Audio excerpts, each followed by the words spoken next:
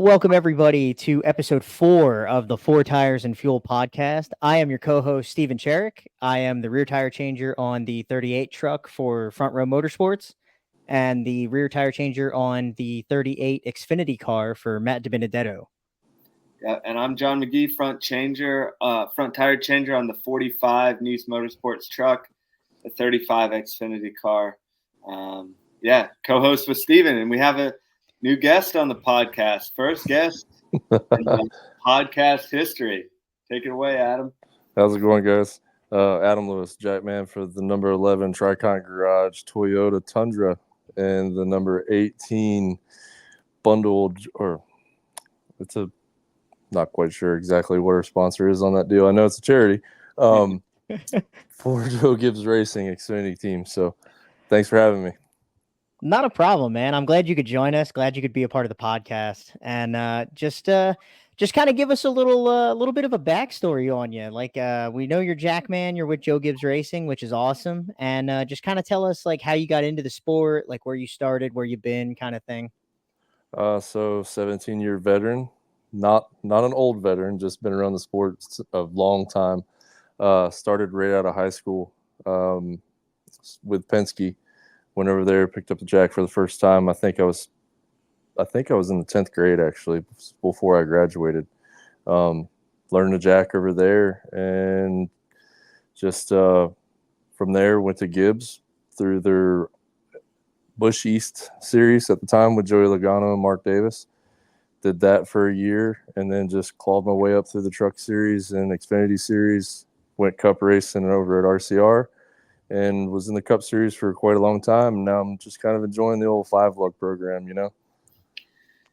Yeah, Adam, you've definitely, seen a lot of changes from the pit stop perspective, just thinking about when you came in, with the 7-man, then going down to 6-man, then what we currently have as a 5-man stop.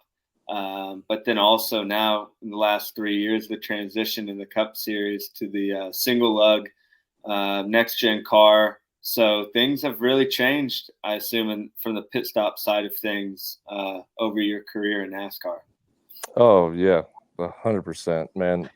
Like you're saying, going back to 7-man days, that's actually what my dad was, a 7th man. He was a catch can man back in the day, and getting to do 6-man when I first started, we all thought that was fun, and then the transition into 5-man, we're like, whoa, we killed the speed, we took a guy away, it's so slow. And then just like every change we get thrown at us in pit stops, right, we figure out a way to make it faster and better. And to see that transition to drop those times in 5-man, and then okay, now let's take all the nuts away and only give you a single nut, and to get down into the 8-second bracket. Some teams are getting close to that 7-second stop. It's been crazy to watch the last couple of years. It's been awesome. I think the evolution of the sport is a great thing. Keeping up with other motorsports with the single nut and stuff. So yeah, it's been cool to watch. Yeah, I know from our perspective, and Steven and me, when we first started, really practicing, last year we were on the 84 deal for Jimmy Johnson and Legacy Motor Club. And, when we first started our group together, like we were just doing the left-hand change. We were running like 12-second stops, and we were like, how the heck are we going to get this down? And we ended up running, in practice, we would run 8-second stops at the track. We were running, 9 seconds. And so it was like, exactly what you were saying, right? When they throw you a challenge, because nobody really on the next gen side of things on the single lug, that was a whole new ball game. Nobody knew exactly how to do that. And people are still figuring out the fastest ways to do it. But you get an obstacle, and NASCAR and the pit crew guys have definitely overcame it, whether that was going 6-man, 5-man, going from 5-lug to the single lug. So that was a big one for us for sure, was making that switch, especially as changers for sure. So oh yeah. Now, with you being a Jackman, Have you done any other positions like carrying and fueling or changing or anything like that? I have. I fueled cup racing when I was at Roush. I fueled for a couple years over there. I carried a bunch in the Devo practices with you guys to help get you guys going. I have carried an NA truck race. I was a little bitter for Roush. We won't go too deep into that one. But yeah, I do have experience in 3 positions. I've always wanted to change rears, but been told just hang it up, guy. So I'll just stick to my other 3 spots. You'd be one of the tallest tire changers I've ever met. Oh, wait till you see one of the new Devo kids they got down at Gibbs, man. This guy, he's 6'4". He's a stick. Oh my He's gosh. huge. Yeah. That's wild. Yeah. That might be the new thing, though. I've seen a lot of bigger guys in terms of like just overall like weighing more, but also taller guys like changing now for the single lug. I mean, I honestly think it does help. You do have to stand a lot taller, straighter up when you're changing than you would on 5 lug for sure. So yeah, when we did the single lug combine down there at Roush, we were like, hey, let's figure out who's going to be the best at this, and we all got to do all the positions. And I looked at Cameron at the time, the coach, and I'm like, Cam, I think we're going to need big, tall, lanky changers just because the tires are so much wider. They can sit farther away. They can get the thing out and be out of the way for the other guy to put the tire on better. And he kind of agreed. He's like, yeah, we might need to look into that. Yeah. And that just goes back, like when the single lug change happened, like nobody knew how it was going to work out. Oh, for sure. All sorts of different things. And like I said, guys are still trying different. I remember that, I remember Kale up off was going down on only one knee and keeping his right knee up the whole time and crouching and stuff. It was cool to watch that experiment. Like what's everybody trying to do to see Man, if you thought that stuff was cool, you missed out on some fun stuff when we went from 6-man to 5-man. You would talk about a bunch of people like just you got this idea, let's do it, let's try it, let's see if it works. And it's crazy to look back at when we first started that and to think. I think like our goal in Daytona that year was like, okay, let's just do a 16-second stop here. Like this is gonna be jam up 16 seconds. And then you fast forward to nowadays when we do 5 lug, we're mad that we cut a 13-second stop on an Xfinity car. It's like we used to do 11s on Cup cars. Why are we doing 13s in Xfinity? Why are we not back down in the 11s? So yeah. Well, when you look at pit road, and we'll get into kind of going on this week, but you guys are definitely one of the more experienced, and I would say definitely one of the crews, if not the crew, to beat on pit road. And so, obviously that shows with the deals that you're put on. And, I think all 3 of us actually were running really good in Charlotte. It was kind of cool to see. Me and Adam were right next to each other on pit road, and Steven was a little further down, but it was cool to see everybody, I knew we were going to have you on, but so I was watching the truck too, but it was good to see everybody, running in the top 5 at one point, and pit stops matter a lot at Charlotte in that race, and some of us found that out the hard way, more or less. I think we all found that out the hard way. I don't think out of the 3 of us, I don't think any of us came back clean. No, definitely not clean on our side for sure. So yeah, we'll start with you, Johnny. Take us through what happened on your adventure to Charlotte. Yeah, so we qualified, I think 7th or 8th. We knew we had a fast truck. We had good long run speed. We were top 5 and 10 lap average in practice, so we knew the truck was going to get better as the race went on, and we came down first stop, came down in 2nd place, ran a solid stop, and we ended up coming out in 3rd. The only reason for that was that the 2 trucks in front of us took 2 tires, and we took 4. So we were the first truck out on pit road with 4 tires. nice clean stop. It's what you needed to get the race going. Second stop, we come down into stage 2, P4 again, and run a really nice stop for us. We came down 4th, ended up leaving. We would have ended up leaving in 2nd place, but we had a little bit of a catastrophe that happened. The first time actually, this is not the first time this has happened. Steven knows exactly what I'm about to say, but we had a gas can get caught in the truck, dragged our fueler and the gas can down pit road. And for those of you who aren't too familiar with the NASCAR rule book, that's a penalty for removing equipment out of the pit area. And that's so we restarted in the back of the field, yeah, your guy, I didn't know he was your fueler.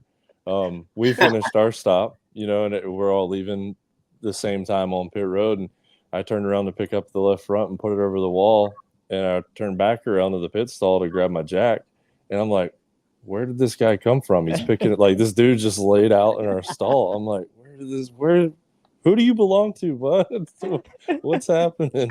And then the spotter comes over the radio. The 45 is dragging a can. I'm like, oh man, yeah, that sucks, man. Yeah, and once things have kind of more time has passed, I'll pull up my GoPro camera. But the fuel can drills me right in the helmet, and it's a good watch. I'm watching the truck go out. I'm like, yes, let's go. We just beat 2 trucks off pit road, ran a good stop, gonna get them out P2, and then turn around and just get smacked. So I'll show that one later.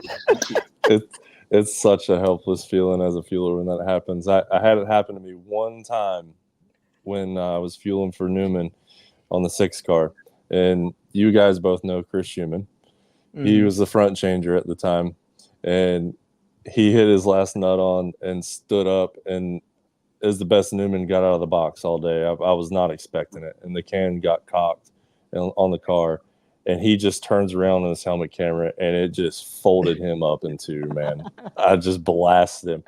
But if he wouldn't have been there to get hit with that can and he get knocked down onto the ground right there, we would have got a penalty. But because Schumann's my man and he took one for the team, we didn't get a penalty that day.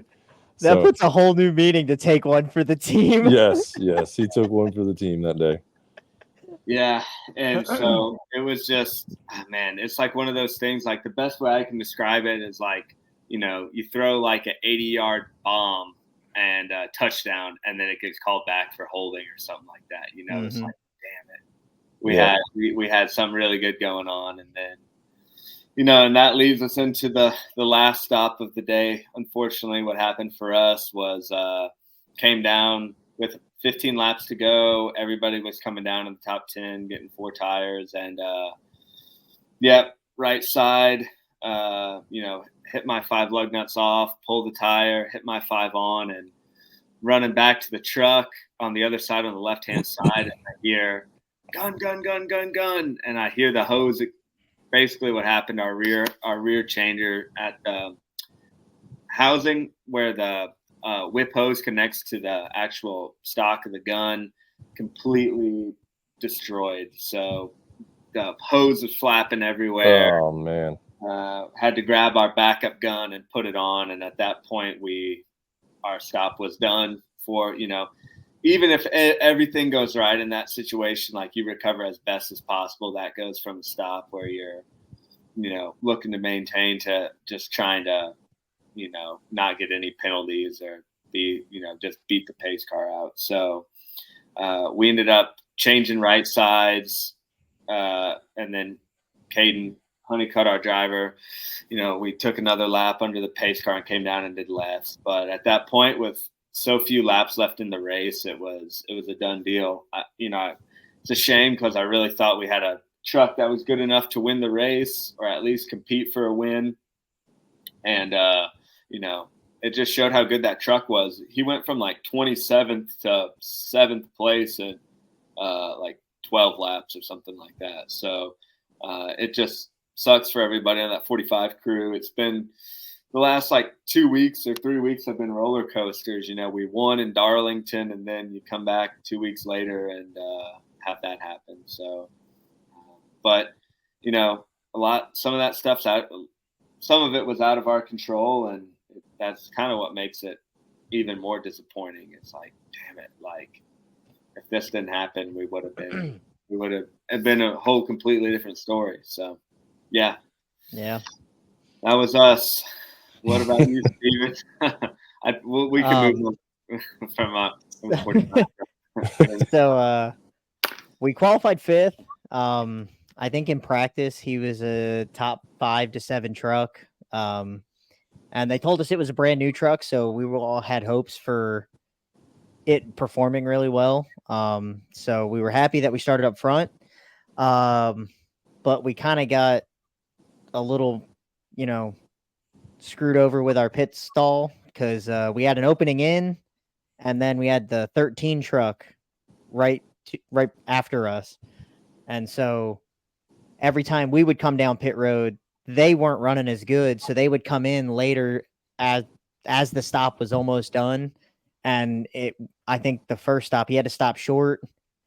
It was fairly decent 4-tire stop, and he had to almost back up, but he came out of the box real slow, and we lost. I think he came down 5th at the end of stage 1, and we lost like 1 or 2 spots.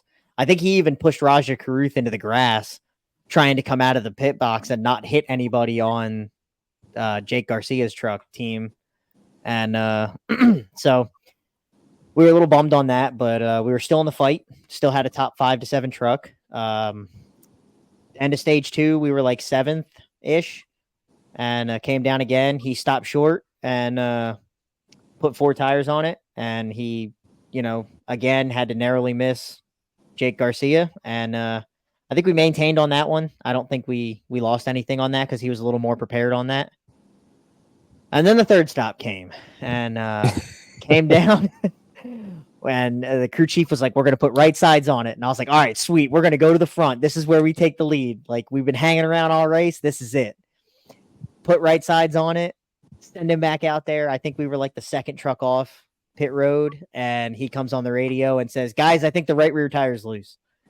And I'm looking at the film. I got the crew chief, I got the car chief, I got the jackman, the front changer, like everybody, a whole mob of people watching this film with me. And like, I watched it, and I could see that they all ratcheted. I could hear that they all ratcheted. I didn't rush the pattern. I took my time, and I was like, "It's tight. I know it's tight." And he was like, "Okay, we're going to leave you out there." And they took the green, and he pulled immediately to the apron and said, "I'm coming to you. Something's wrong." And the right rear tire was flat. So came down, put right sides on it again, and it killed the whole rest of the night. I think we ended up finishing like 29th or 28th, 1 or 2 laps down. So it's just more stuff that's just out of your control. Can't prepare for, and it just sucks that we just can't really catch a break on with Lane. He's such a great driver, so we're gonna get one eventually. But yeah, so that's pretty much my night. How'd your night go, Adam? Oh, do we have to revisit this? I think the whole world has seen this multiple times by now. First stop was good. Just had a few extra lug nuts, no big deal. Kind of the same thing that you guys were dealing with. I think we had the 75 in front of us, and he was running kind of decent. So they were still on the right side when we were trying to leave, and just couldn't fire out of the box. So I believe we lost a little bit of track position there. Second stop came in. We had, I believe it was track bar. Hopefully they don't kill me for saying this. So did that adjustment. I believe we maintained. And then we get to the famous stop. Third stop. We'd been running up front all night. Our truck was the best truck I think we've ever had. And go out to the right side, go to jack up the right side, and jack's not working, man. Like, oh, I thought I missed the right side peg. Like, did I just really do this? Like, got to be better than that. Check the handle, Start jacking the handle, and the pad's not moving on the jack. So, okay, freak out time. Let's go. Got to go back to the pit box, dump the old jack, and grab my backup. Run back out to the right side, finish the stop, and we've lost all track position. Felt like I just threw the race. Even though it was out of my control, it ended up being an internal failure on the hydraulic unit on the jack, and it was out of my control. Felt really bad about it, but Corey got on the radio and was like, "Hey, man, stuff happens. We got this. Don't worry about it." And he took off. I don't even know where we started. I felt like it was like 30th. And he drove that thing up through the field. And that was our last set of sticker tires, the way the race had played out for us. And we're like, well, that's it. We've only got scuffs left, so we're probably not going to come back down and put scuffs on this thing. You generally don't do that in a truck or an Xfinity race. Your scuff set's re-glued just for, oh man, we right-sided it. We just got to have tires to make it to the end. So our guys had re-glued the first scuff set that came off from stage one. Had those sitting there, and they were good and glued up nice with our, everybody. I don't know if everybody knows, but there's two types of lug nut glue. There's the standard yellow glue that we glue up every week with, and then we have a black glue. It's kind of a quicker set, and we used all of our black glue on our first scuff set. So the way the race had played out, we had pitted kind of earlier than most to put on that last set of stickers. So that second scuff set had the least amount of laps. Go ahead and re-glue those guys. So, well, we only got yellow glue. That's all we got. We got to do it. Yeah. And looking back on it, I think they only had about 23 minutes of dry time on them. And that late race caution, after we drove all the way back up there, got our track position back, that caution come out, and a bunch of guys still had a set of stickers land, and we had 5 lap scuffs. And it was like, yeah, we're coming down. We're going to put these on. It's like, all right, let's keep these things as flat on the wall as possible. Try not to bounce them.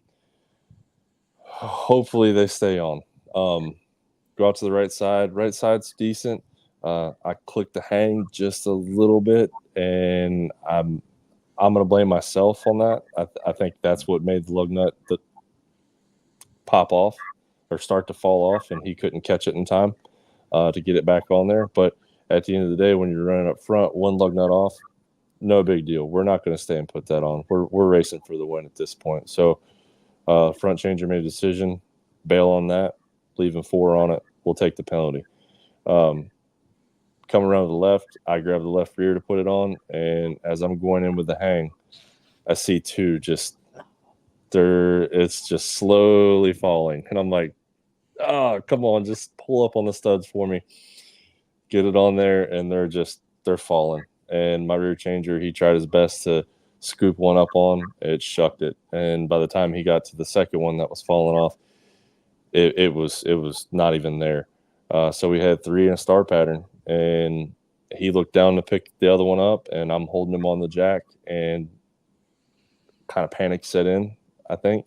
And crew chief yelled, "Go, go, go." And Corey dumped it off the jack.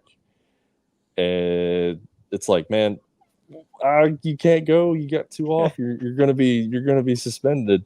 At this point, I still didn't know about the right front. I'm just looking at the left rear and knowing two is a crew chief suspension. I can't release that jack. If I release that jack and get him suspended, that's all on me, and I can't have that. So I'm holding him. He tells him to go. He dumps it off the jack, and it's like, whoa, we got to put one on. Changer's got one in his hand by this time, because Corey dumps it off jack, stops, like, whoa, the jack didn't go down. What are we doing?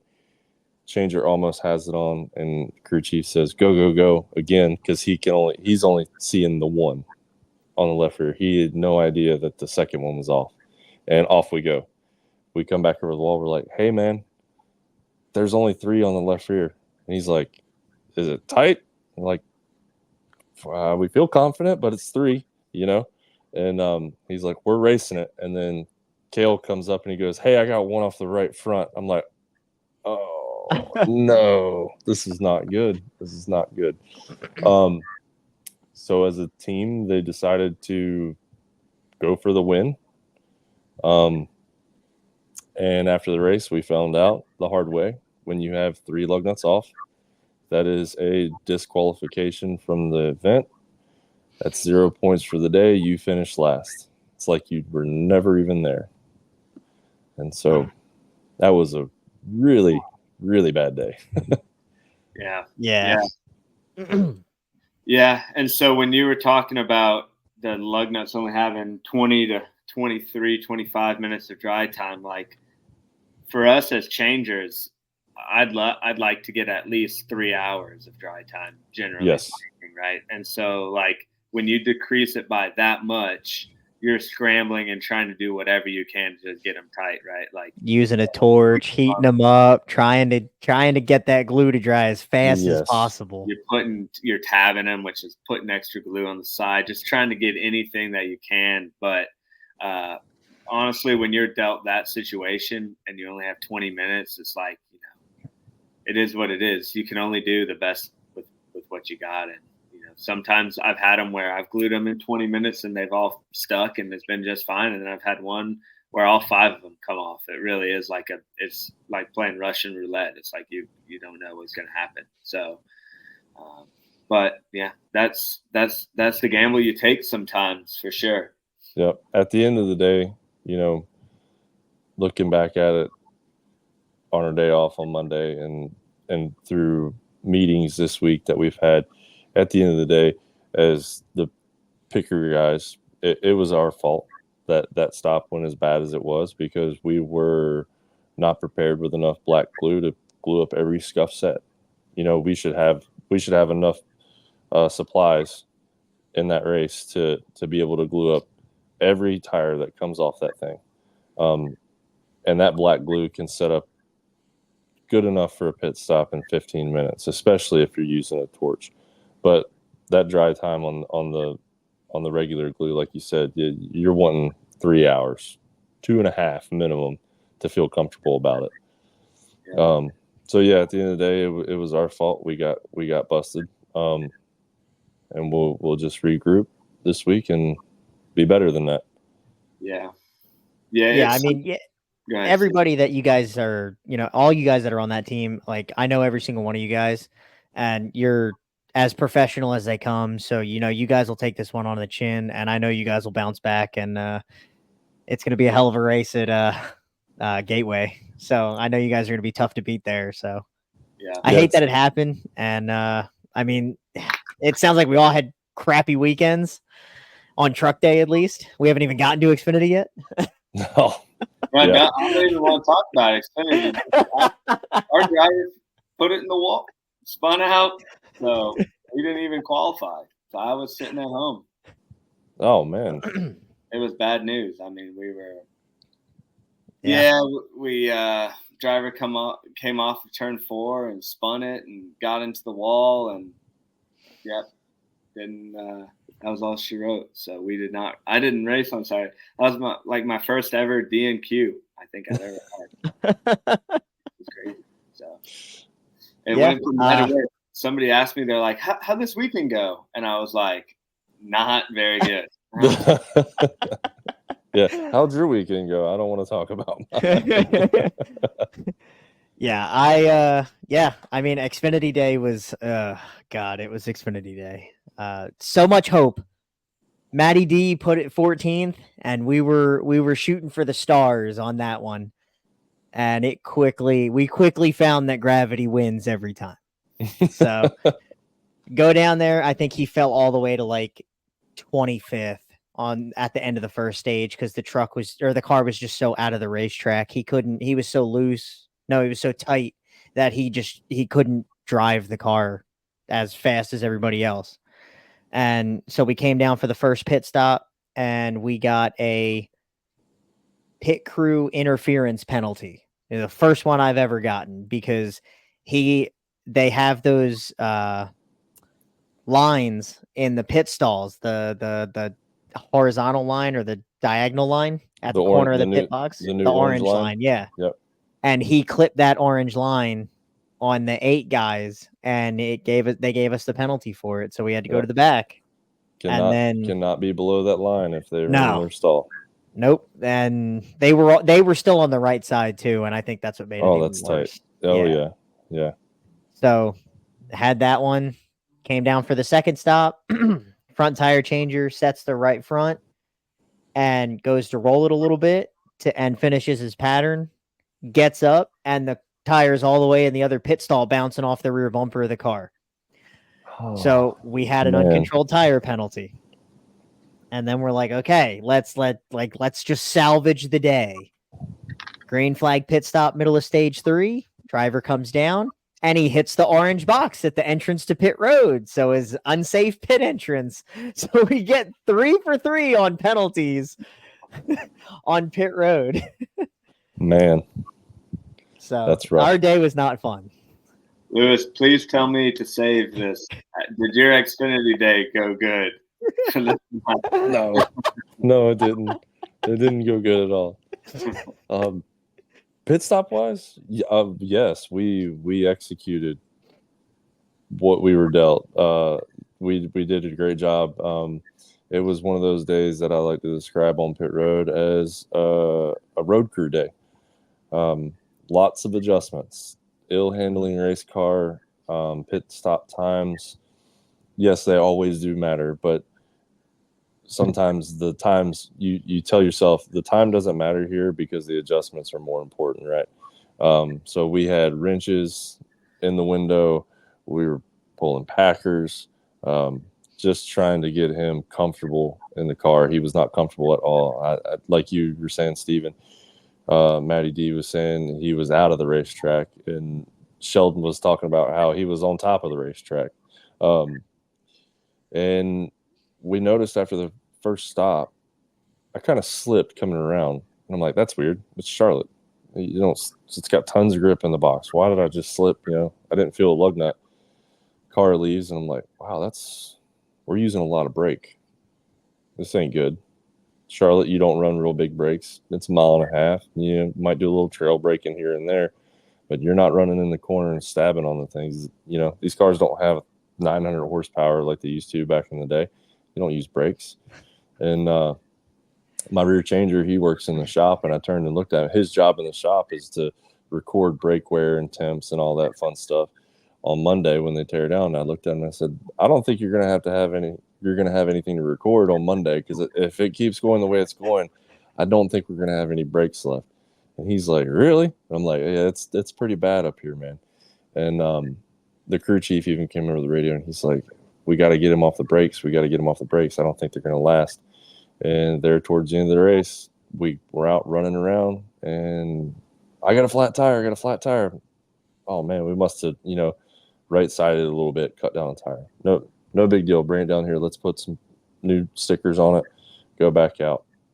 As he's coming to us on pit road, I'm like, that's a lot of smoke for just a flat tire. Like, we got an oil line cut now, or we got something going on. That's smoking pretty good. Get out to the right side. It's flat. The right front's flat. The right rear's flat. We're having to pick up on it to get the jack underneath of it because the post is so low. It's on the ground. Finally get it up in there, hit 5 lug nuts off the right front, change your pulls, and look in there, and there's no brake rotor left, and the caliper's split in two. Oh. We were running the brakes so hard that we detonated the right front rotor on our car and destroyed the caliper. Put a tire on it, pushed it to the garage, tried to salvage the day by putting a rotor on it, and the damage was just too much. So put it in the box, go home, try again next week, boys.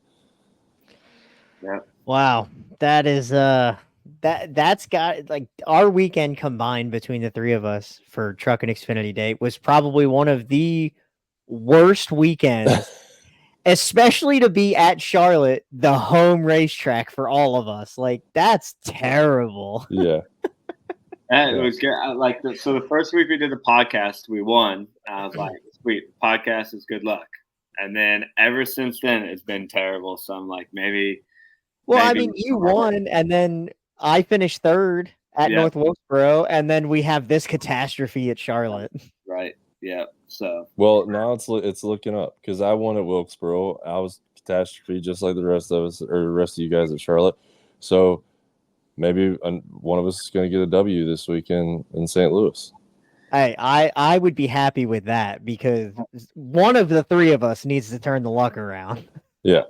There's a good chance. I honestly think there's a good chance that one of these crews is going to come with a victory this week.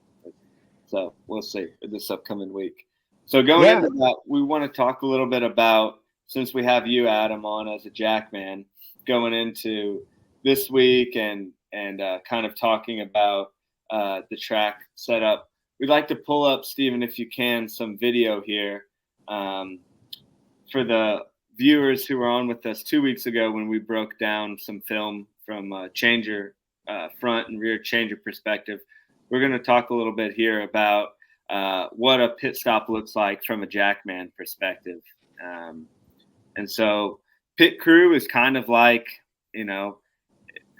it's a really specialized sport. The changers, everybody kind of operates in their own realm, right? Like I don't have any idea about how to jack up a car or how to, when the thing is full of fuel or how to hang a tire. Likewise, a lot of times with the big guys when it comes to changing and that type of stuff. So, this will be just as informative for me and Steven probably as it will for everybody else watching at home. So we'll pull it up here and then we'll just have Adam just kind of walk us through here what goes on in your mind during the stop. Okay. Yeah. So just kind of let's turn the volume off. Just walk us through and take us through kind of what you're looking at, what you're seeing, stuff like that. Like, so we're scoping out the nose of the truck right there. We were coming down. We were one of the top 3 trucks at the time. So and we were all the way down in 7 or 8, something like that was our stall number. So by the time he's getting to us, we know he's the only truck that we can see coming to us. Everybody else had peeled off, and we're doing their service. So I pick out the nose of the truck, and then I'm looking at that line that he's just crossed right here, where you have it paused. That's my jump line, and then once he line back there. Yep. In the stall back there. So once he hits that line, I'm trying to time it to where my feet are on the ground, and I'm getting out to the right side. Right here, I'm making my turn, trying to see my cutout or my arrow on the jack post right there below the 1. And it's just full on attack mode. Wait for him to stop, peg, handle down as quick as possible, spot tape, spot my first stud, stick the tire, back to the jack, wait for the 5th lug nut, what you think is the 5th lug nut, and then rip it, run around, left rear, same kind of deal, spot tape, spot stud, put the tire on, drop the jack. So one of the things I wanted to that I noticed was when you jump here, I think if I can get it a little further, when you get out there, he's pretty close to you. So you're cutting this, like he's right there at the jump line and you're in the air already. And then when you get out to the right side, like he could clip you and especially the long jack handle that you have. So how do you? It's not that long. Okay. I'm sorry. I don't want to make fun of you or call you out on something you're not. You don't have to have a long jack handle. No. We started cutting those things down years ago. So how do you like time it to where you can be this close to the truck and not get hit? So the way you see this orange tape right below my jack on this one here on the stall. Yep. So I actually tape a box within the pit box. So, and it's the measurement of the truck or car that we're pitting that day. And I rely on that driver, just like we all do, to hit his mark every time so we can do our job, right? I run to that line, and that's when I stop to turn, unless we have some other play called to where we know a guy is going to park in front of us, and we want Corey to be farther out so he can leave the box better without having to turn right so hard to get out of the box. I know I can run to that orange, plant my foot, and turn, and he might be a little close to me. He might clip me a little bit. Hopefully not, but that's where I know to stop and start my turn, is that tape line on the ground. Okay. Yeah, I was always curious about that because you guys are fantastic at timing that and getting out there and not getting yourself run over all the time. Yeah. There's a couple. We got a couple of videos of us jumping hoods and getting cleaned out and all that fun stuff. One thing Yeah. I want to ask here is so generally in the 5-lug series, there's 2 types of wheels. There's Bassett wheels, which you guys have, which are 5 larger spokes, and then there's arrows, which are 8 more smaller distance in between each spoke. And there's a lot of kind of discussion / debate on pit road about which one's better. Some guys like the arrows better. Some guys like the Bassett's better. All of it comes down to team choice and what they prefer. We don't really have a say in it as pit crew guys. But what do you say about the Bassett wheels that you guys are running? The Bassett wheels, they're better to hang when something goes wrong. When you get a really bad tire set or a bad roll in on the left rear, and you get tape down, which is your mark where your hand and that spoke's going to line up. With a Bassett, every spoke lines up with a hole dead on. So no matter where you grab it, you can put your hand straight to a stud and it's going to be within an 1/8 inch. They're not exactly center, but they're pretty close. Whereas arrow wheel, there's only one spoke that lines up with one hole. And that's if you're a straight up tire carrier like I am. If that tape goes down and you don't have it, then you have to pick the tire up, flip it around, try to find your tape as best you can, or see where your tape's at and adjust your hang accordingly. But the Bassets are harder to carry because that wide spoke, man. You gotta change your grip on it. A lot of guys will actually put their whole. Let me see my hand. Sorry. They'll put their whole hand in between the spokes and carry in the hole. Some guys, like myself, will split our first 2 fingers, put the spoke there. But like arrows, I'll carry like this. It's crazy how much we adjust just for a wheel. People don't even realize the stuff that we do like that. But personally, I prefer an arrow. I love them. It fits your hand better. It's not as sharp edges. Bassets are a little bit more squared up, a little bit sharper. So yeah, I'm an arrow guy. I think we all are. Yeah. For a changer, they're so much easier to pull off, and you can do it one-handed too. Yeah, you got a ton more options just with the arrow, especially with you guys and pulling. And I know like some of these guys are pulling the Bassets like on the inside instead of grabbing a spoke. They're actually wrapping their fingers around like where the backside of the studs would be coming through. It's just crazy how, like I said, we changed so much stuff just for a wheel, Right. Yeah. So going a little further into the pit stop, when you grab this tire and you have your hand placement and everything, and he gets this tire out of here, how do you know what stud you're aiming for or how to aim or whatnot? So as soon, I mean, if this goes all the way back, like a second or two, as soon as I come off the end of the handle and I see that white piece of tape across the top of the tire, and my hand just starts to touch it right there, I spotted my tape. Mm-hmm. Right here, I'm not even looking at the tire anymore. I'm focused in on the studs because this is the best time, especially at a night race, to spot what stud you want to go to because the changer's helmet light is in there. It's nice and lit up and bright. So I'm picking, is it going to be 12? Is it going to be 9? Whatever the pattern is. I don't even know which one I went for here. I can't even remember. Yeah, it's super blurry. Yeah. But I've already picked out my stud that I'm going for, and then it's game on. Time it up to where Kale's got his pull coming out. I want to start my hang before he gets his pull to that 45-degree angle, because that's when your hang time kind of starts. Mm-hmm. So yeah, I want to get it on there as quickly as I can, as long as that window is open. Because if that window is still slightly closed and I bump his pull when I'm coming in with my hang, then it's catastrophe. It could shoot you down. It could make you not finish your rotation for your index. It screws everything up.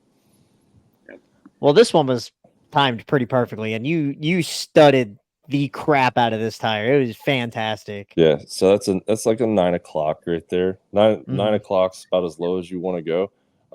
And when you nail a 9 o'clock, just because how much you got to drop your hips and drop your body down to it, they look awesome. they Yeah, feel that great, looked but they look fantastic. It awesome. was seamless to get it on there. That was nice. And Um, then it kind of looked like you when you get back to the jack, you kind of listen, you're looking ahead and you're listening behind you to Correct. hear when he's done so you can drop the jack. Yep. Okay. That's what I was thinking. And then when you come around, same thing, you're going to spot your opening for Arrow. your jack, Yep. your arrow. It's a little bit further back on this left side, I can see. Mm-hmm. And then Rinse and repeat on the yeah, left rear. same Come off thing the on end the of the left rear. handle. Yep. Tape stud. Put it on. This one wasn't that great. Wasn't as clean, It but it wasn't as still clean. looked seamless. I'll tell Yeah. you that. I kind of tried to throw that one a little bit harder than I should have, and gave it the old, we call that the toilet bowl. It just kind of spins around and then goes on. And then well, same thing, you were watching him the whole time, I guess just listening to the rear changer to make sure that he was done with his pattern before you cut that. Yeah, pretty much like on the left side. I mean, I'm installing the left rear, right? So I know when he gets that first nut, and then by the time I can get back to the handle and get my head around, I know he's hit 2, 3, and then we all know how a pattern sounds. And I rely heavily on sound, because you can't split your eyes. You can't sit there and back up and watch your left and your right and left and right. That's impossible, and it would just take too much time flipping your head back around. So I just bank on him doing his job, which he should be, and flipping around, and knowing that the front changer, because of the way our pit stop choreograph is, it's, he's not gonna be down hitting nuts, and I'm running around him. I've got to come in between him and the truck, so I know he's going to be the last one finished on the left side. So he's going to be 1, maybe 2 nuts behind if everything pans out, and I just cut it on him, and my rear guy should definitely be done, if everything goes seamlessly. Yeah. I mean, that was a pretty damn good stop, and it looks like you guys were probably first off pit road on that one by a mile. Yeah, that was a good one. So one thing I want to talk about is so as a front changer too, it's always important that I'll get my jack man in and we'll jack up the truck or the car before the race, and we're checking mainly. I'm just checking droop, how if at all the right front is tucked up under the fender, how fast it comes out, camber, that type of stuff. Especially on a truck. Yeah. Yeah, especially on these short tracks or some of these super speedways too. They really slam them in there. So, what are you looking for when you jack up a truck at the shop, or any vehicle, a cup car, Xfinity car? And then can you kind of explain maybe the differences, if there is any, in balance between the different types of tracks that we race at: road course, super speedway, intermediate, short track, and then talking about the balance between maybe the difference between a truck jacking up a truck versus an Xfinity car versus an old style Cup car? Yeah, sure. So with the different tracks, right? We'll start there. Like this weekend, Gateway, it's a mile and a quarter, I believe, but we run it pretty much like a short track. Big brakes on the thing. The left side's going to be super low. You're going to run pretty low air pressure there. So with everything, frame rail heights being as low as they are, your left rear droop is going to be pretty long. So expect that pump and a bump on the left side just to get the left rear off the ground. Some trucks you might see guys double pumping the right side as well. I'm trying to remember if Gateway was smooth enough for everybody to run that tucked up shock package on the right front to where it doesn't droop out as far in a timely manner. I can't remember if we had that last year or not. I felt like our stuff drooped out pretty good. But some of those Thor Sport trucks, man, you see those guys, they like to get pretty aggressive with that shock package. And then you go to like a Charlotte. Charlotte's a pretty pitable racetrack. Everything generally comes up in one pump. Nothing crazy to get in there. I don't. Maybe you guys had a tight shock package on your right front a little bit. Maybe not. See, we talked about it last week, and both of us agreed, like not being in a jackman position or a carrier position or anything. We both were like, Charlotte is one of like the easiest tracks to pit at because the truck, the car is so pitable. It's all straight up. It's 4 tires every time you come down, unless you want to gamble and take 2. Like it's, there's not, you don't have to wait on the right front to come out. The right rear's not tucked up way in there. Like it's not moved forward backwards a lot. It's like, it's great.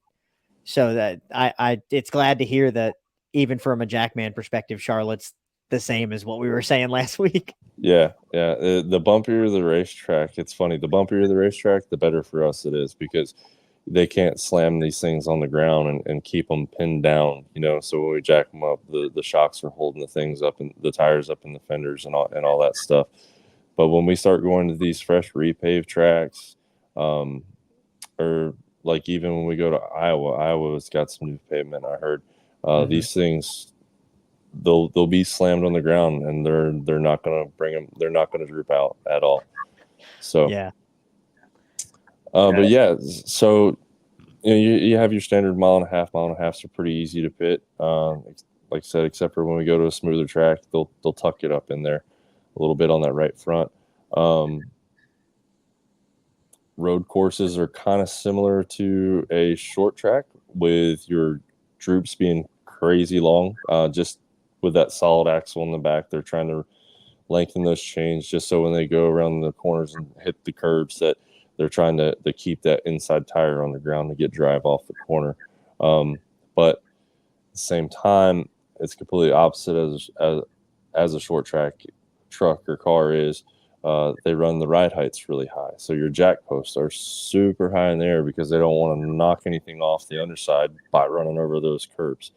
And then we have super speedway racing, which is like a whole different animal when it comes to truck racing. It looks like the trucks are on stilts. I mean, the jack posts look 10 plus inches off the ground and then sitting there on the grid, and then they'll come in and the whole thing's just flat, just because they've got it sucked down for aero. So yeah, there's one extreme to the other when it comes to truck racing. People don't understand how hard it is to actually pit a truck. They just want to know why are truck pit stops so slow.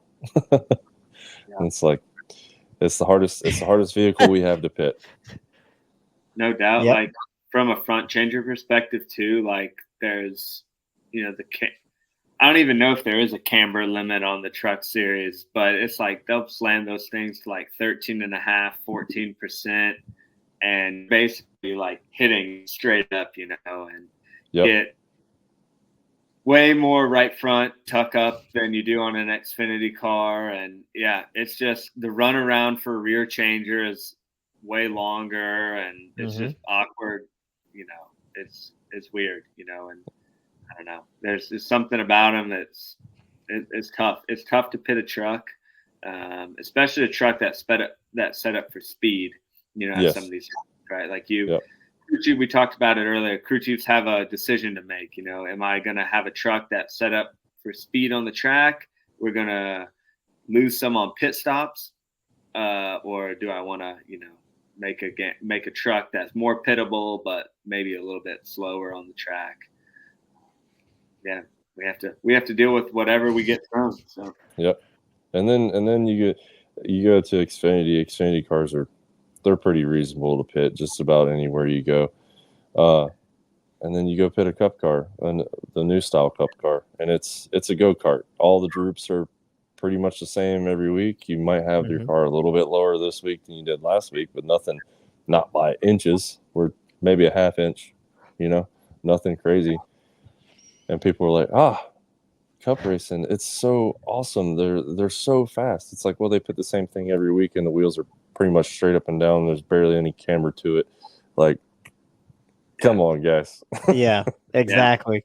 Yeah, the really as a front changer, the only thing that was tough for me on the 84 car was, you know, sometimes we would have like 1/16 of an inch clearance on the right front to get that thing out of there. But, you know, other than that, you're not dealing with a ton of brake dust. Like, yeah, brake dust does happen, but you're not having to hit 5 lug nuts off. You're putting it on there and it'll come off.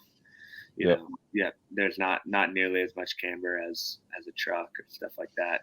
I don't know, Steven, what do you have to say about you know, the differences? I know we talked about it a little bit too, but you know, as a rear changer, you have a little bit more consistency, right, between the three. Yeah, it's basically just basically what I need to know is when I go to the right side and he jacks up the truck, is my right rear going to be on the ground or is it going to be up in the air a little bit?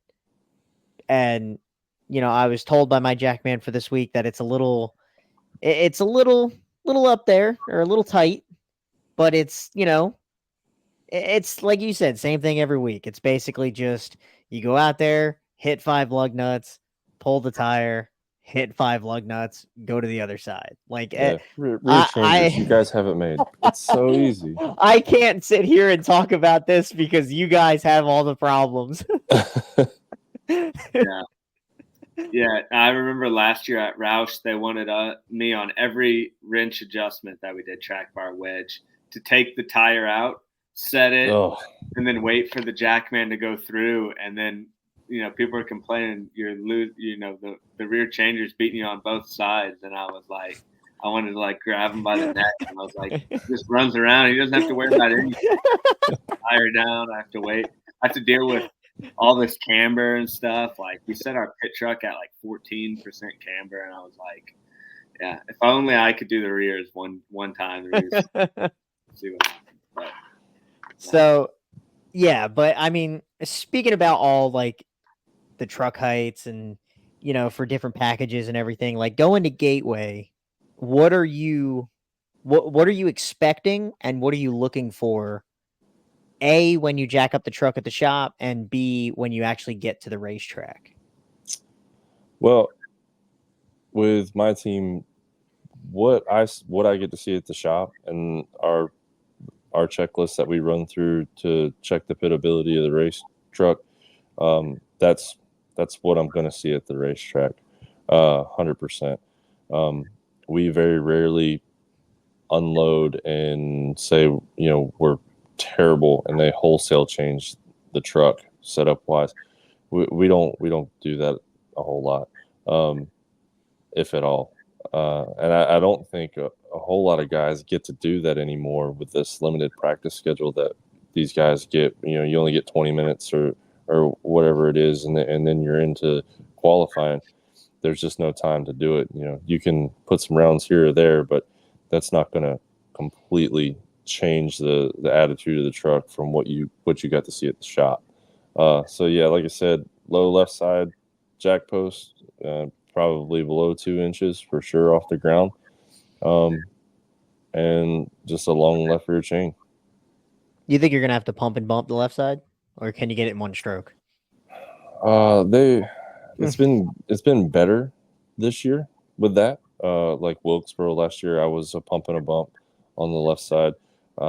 This year, I was one pump, and we won the race. So I'm hoping. I think last year I was a pump and a bump at Gateway, and I didn't get to check my truck today. We were a little bit behind schedule, so they had to get the. I don't even know if it's in the box yet going on the road.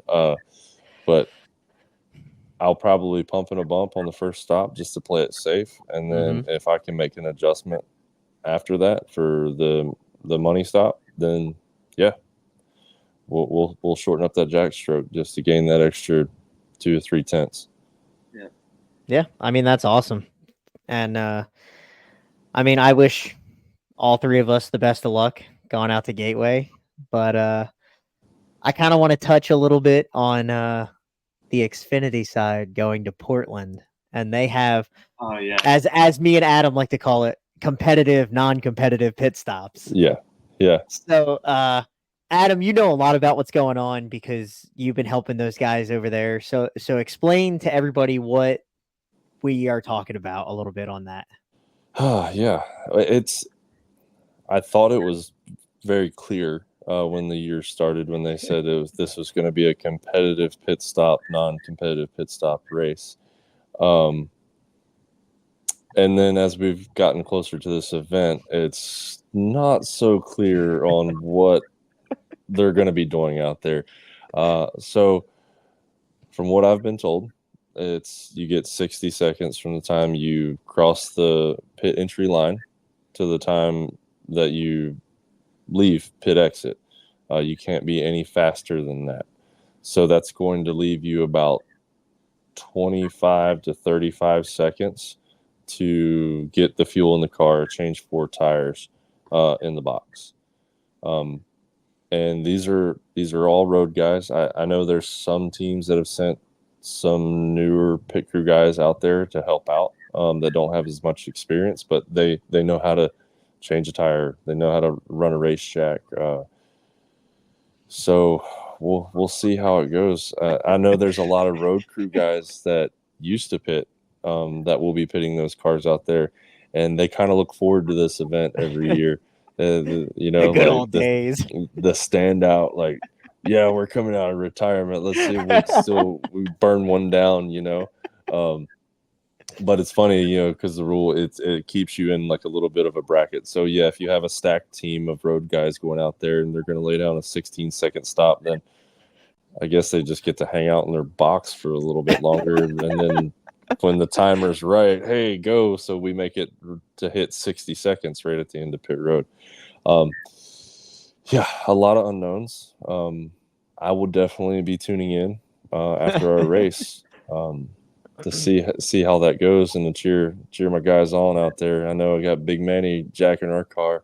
I think everybody knows Big Manny. He's been around for a while. He's going to be jacking our car, and we got a couple of old retired tire changers going over the wall for us too. So yeah, should be good show. Yeah, I mean, I have no idea who's going to be doing ours because we're very limited on pit support guys to begin with. So, I mean, like you said, I'm gonna cheer them on and hope for the best, and yeah, they just bring it home in one piece kind of thing. Like, yeah, don't wad it up too much because I believe some of those teams, that Portland car might be the Sonoma car. So let's try to keep the fenders on it, boys. Yeah, for sure. Well, I know this might be our longest podcast we've done so far.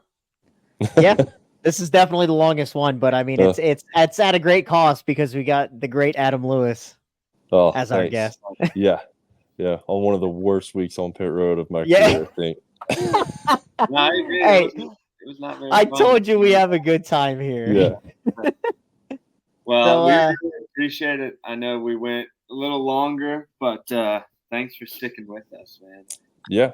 Appreciate it. Yeah. Did you want to give a shout out to anybody or do any shameless plugs or anything like that on I know you got a nice Instagram channel going. Yeah, I got some friends. I don't have any personal sponsors. That's a big rumor that goes around the garage. I think is yeah, Lewis. He's got sponsors and all this and that, and I don't have any personal sponsors. I don't have any contracts with people or companies like that. I just got a lot of good friends over the years that have come out to races and hung out with us and had good times, and they know who they are. They don't need plugs, and yeah. Yeah, Well, thanks we for having me on, definitely, guys. yeah, we definitely appreciate you coming out and taking the time to be on the podcast with us. And yeah, I mean, like Johnny said, and like you said, I hope we can kind of just have a nice, easy weekend.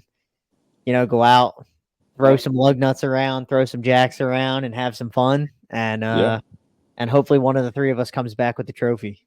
yeah. I'm gonna have to step up my podcast game here. I'm gonna have to get a phone holder and all this stuff. We've been here for like an hour and 5 minutes, and I've been holding this phone, trying to move it around as much as possible. That is funny. For my birthday, my girlfriend got me a webcam, and I was like, "What does that mean? You need me? You think I needed a little help looking good on camera, or what?" I don't think you need any help, Johnny. But yeah. But Steven has the real setup. So I Yeah, mean, look, he's it's legit, man. Look at that. look, it is my sim racing rig, and I stream iRacing, so I am a total nerd when it comes to this. I got the steering wheel in front of me. I got my hands on it. Like I got 3 monitors in front of me for the triple screen setup. It's like it's. I'm a total nerd. This is not a podcast setup. I promise. yeah. Well, Adam, if we have you on again later, we'll make sure you have a phone holder before we give you another Oh call. yeah, I'm sure that my wife's got one somewhere downstairs. She'll rag on me here in a little bit. You've been holding your phone the whole time. What are you doing? So Yeah, but definitely I appreciate you taking the time to come out and share your knowledge with us with all the years that you've been in the sport. We appreciate it. And the film breakdown, that's awesome for everybody that watches on the YouTube channel.